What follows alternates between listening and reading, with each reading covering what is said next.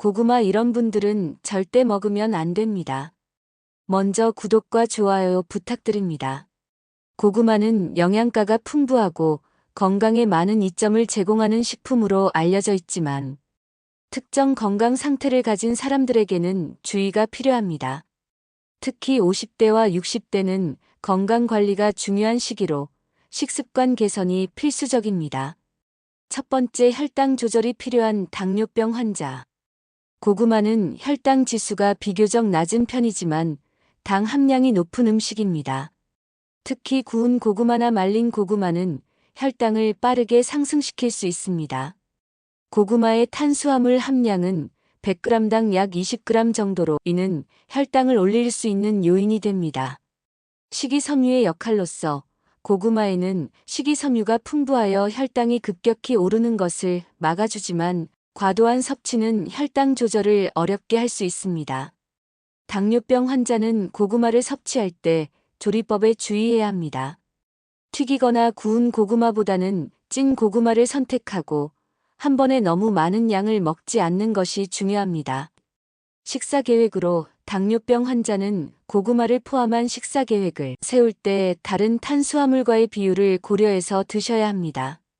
예를 들어 단백질이나 건강한 지방과 함께 섭취하면 혈당 상승을 완화할 수 있습니다. 또한 고구마를 섭취할 때는 혈당 모니터링을 통해 자신의 반응을 확인하는 것이 좋습니다. 두 번째, 신장 질환을 가진 사람. 고구마는 칼륨 함량이 높아 신장 기능이 저하된 환자에게 좋지 않을 수 있습니다. 100g당 약 337mg의 칼륨이 포함되어 있으며 신장이 제 기능을 하지 못하면 칼륨 배출이 어려워져 고칼륨 혈증으로 이어질 수 있습니다. 고칼륨 혈증의 위험이 있는 고칼륨 혈증은 심장 박동 이상, 근육 약화, 마비 증상 등을 유발할 수 있습니다. 특히 신장 질환이 있는 환자는 고칼륨 혈증의 위험이 더욱 높아지므로 신장 질환 환자는 고구마 섭취를 제한하거나 주의해서 드시는 것이 좋습니다. 대체 식품으로 신장 질환 환자는 고구마 대신 칼륨 함량이 낮은 다른 채소를 선택하는 것이 좋습니다. 예를 들어 당근, 호박, 오이와 같은 채소는 대체할 수 있는 좋은 선택입니다. 신장 기능을 유지하기 위해 충분한 수분 섭취와 함께 저염식이 권장됩니다. 세 번째, 소화장애가 있는 사람. 고구마는 식이섬유가 풍부하여 변비 예방에 도움이 되지만 일부 사람들에게는 소화장애를 유발할 수 있습니다. 복부 팽만과 가스 생성됩니다. 고구마에는 불용성 식이섬유가 많아 장 운동을 자극하지만 소화 기능이 약한 사람은 복부 팽만이나 가스 생성이 증가할 수 있습니다. 특히 과민성 대장 증후군 환자는 고구마 섭취 후 불편함을 느낄 수 있습니다.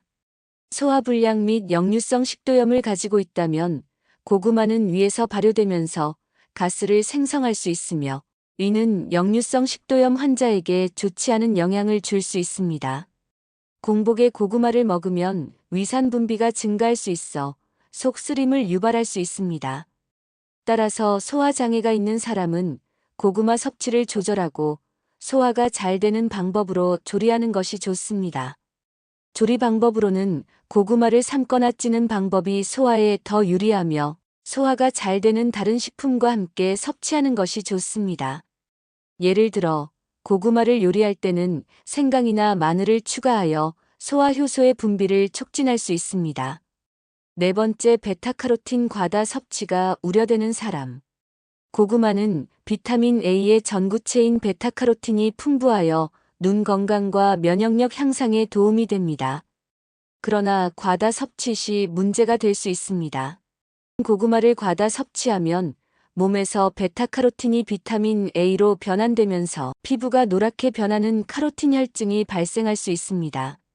이 증상은 일반적으로 무해하지만 미용적으로 불편함을 초래할 수 있습니다. 간 건강에 부담이 될 수도 있습니다. 비타민 A는 간에서 저장되므로 간 기능이 약한 사람은 과다 섭취 시간에 부담을 줄 수 있습니다. 간 질환이 있는 환자는 고구마 섭취를 조절하고 필요시 의료진과 상담하는 것이 중요합니다. 지용성 비타민인 비타민 A는 지방과 함께 섭취해야 흡수율이 증가하므로 고구마만 지나치게 많이 먹으면 효과적이지 않을 수 있습니다. 따라서 고구마를 섭취할 때는 건강한 지방인 아보카도, 올리브유 등과 함께 먹는 것이 좋습니다. 5번째, 알레르기 반응이 있는 사람. 고구마는 알레르기를 유발할 수 있는 식품 중 하나입니다. 알레르기 증상. 고구마 알레르기의 주요 증상으로는 가려움, 두드러기, 입술과 혀의 부기, 호흡 곤란 등이 있습니다.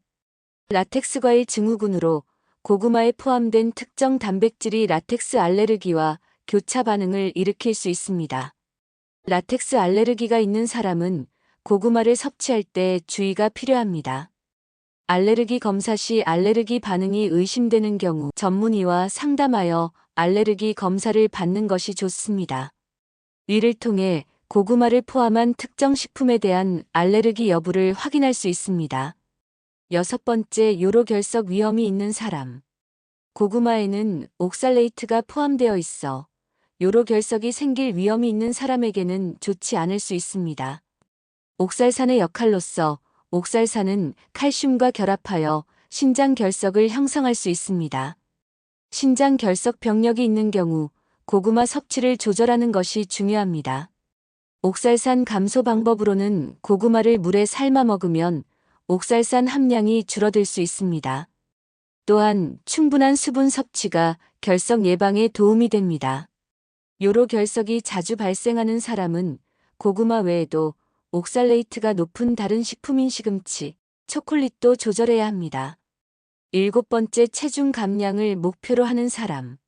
고구마는 다이어트 식품으로 인기가 많지만 잘못된 섭취 방법은 체중 증가로 이어질 수 있습니다. 당 함량과 체중 증가로 이어질 수 있습니다. 고구마는 자연적인 단맛이 강해 과다 섭취하면 혈당이 상승하고 지방으로 저장될 가능성이 있습니다. 특히 고구마를 간식으로 자주 섭취하는 경우 칼로리 과잉 섭취로 이어질 수 있습니다.